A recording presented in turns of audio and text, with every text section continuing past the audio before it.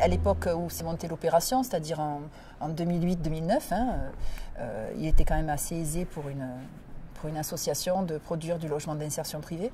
Depuis 2010-2011, ça devient un peu plus délicat au vu des diminutions des aides de l'ANA et la difficulté de trouver d'autres modes de financement, sachant que les autres financeurs ne peuvent pas donner plus non plus. Et nous, les loyers sont plafonnés, donc derrière, l'effort n'est pas à faire non plus par les occupants de ces logements.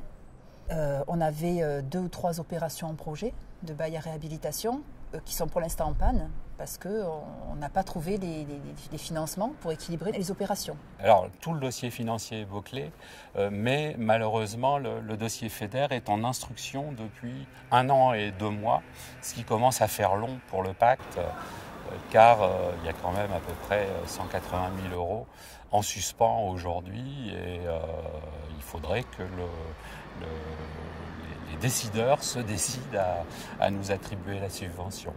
Un élément essentiel aussi, c'est que la subvention accordée par la communauté d'agglo du Douaisis, plus la subvention d'État qui est déléguée à la communauté d'agglo, plus la subvention FEDER, ça fait en gros 20% du montant des travaux, du montant de l'opération, alors qu'il y a 5 ans, on avait 25% uniquement par l'État. Nous devons effectivement demander beaucoup de participation financière aux différents partenaires pour pouvoir boucler les plans de financement. C'est l'originalité ici, c'est d'avoir pu boucler le plan de financement avec la revente de l'électricité à ERDF qui nous rapporte 13 000 € par an.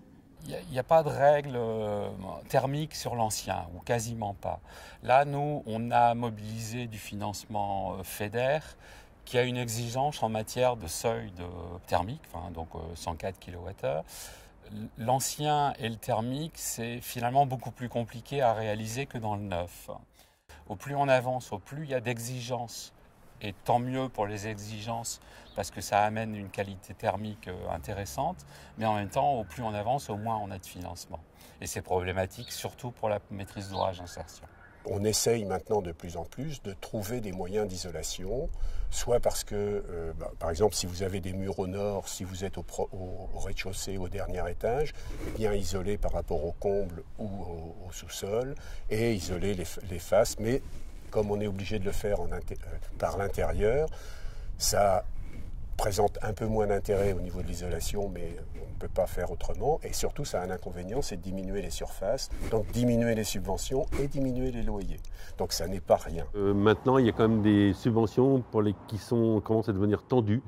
On a une collectivité territoriale qui doit nous donner un accord pour une subvention depuis plus de 2 ans maintenant. Et donc, évidemment, pendant ce temps-là, nous, on est devenus propriétaires du foncier et on a un foncier qui dort. Et pendant ce temps-là, il y a des familles qui dorment, elles aussi, à la rue.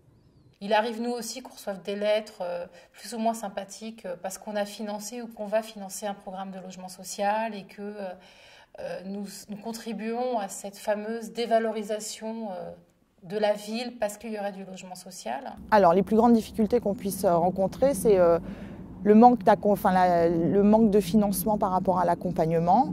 On peut aussi avoir des difficultés avec le voisinage.